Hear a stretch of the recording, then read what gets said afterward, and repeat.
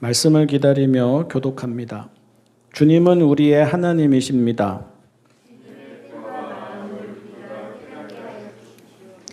오늘 하나님께서 우리에게 주시는 말씀은 요한복음 13장 12절에서 15절까지의 말씀입니다. 새번역성경 신약 181쪽 요한복음 13장 12절에서 15절까지의 말씀입니다.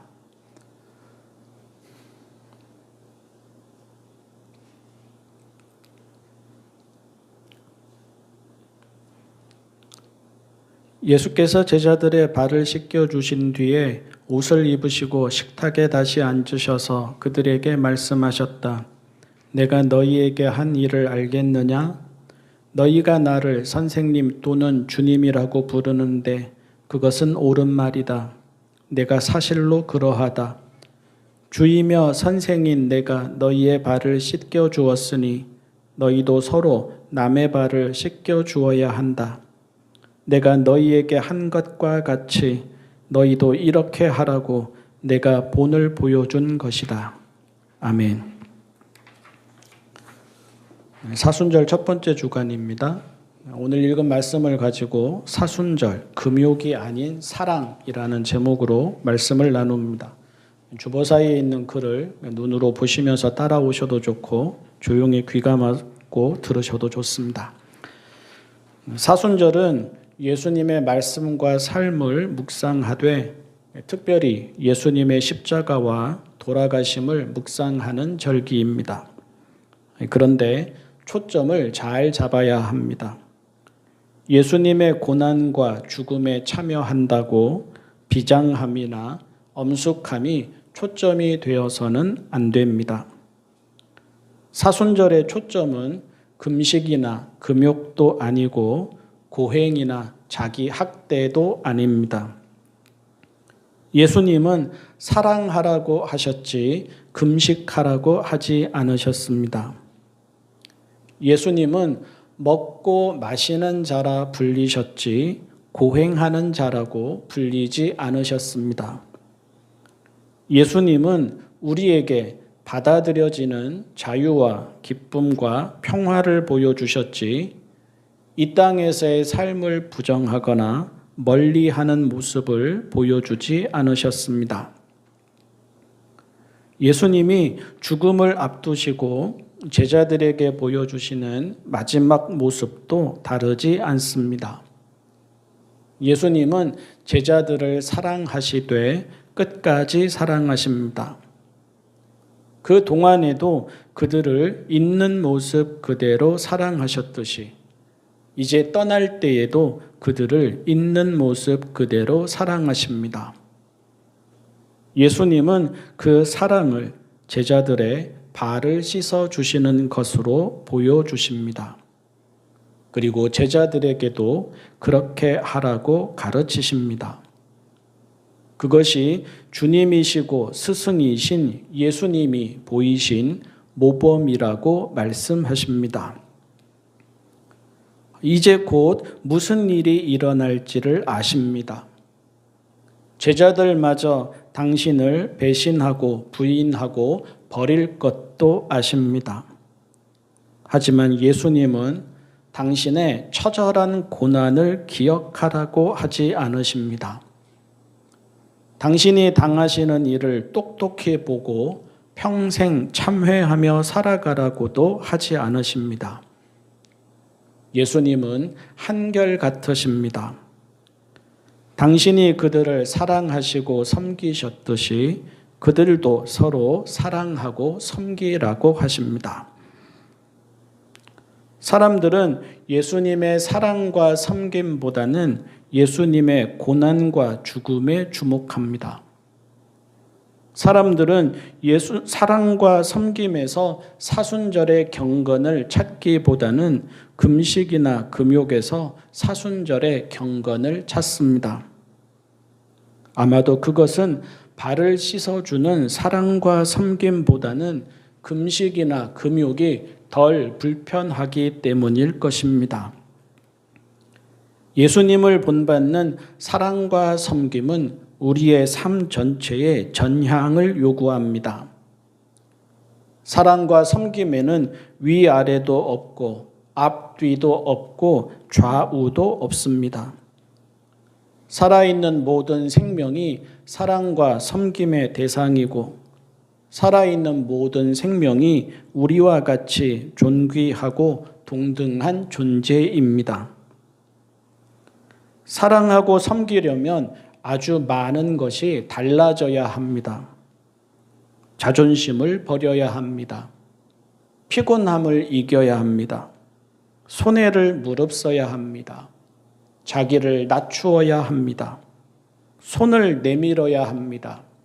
내 것을 내어주어야 합니다. 용서를 구해야 합니다. 용서를 해야 합니다. 있는 모습 그대로 받아주어야 합니다. 예수님은 사랑만 말씀하셨는데 세상은 예수님을 죽입니다.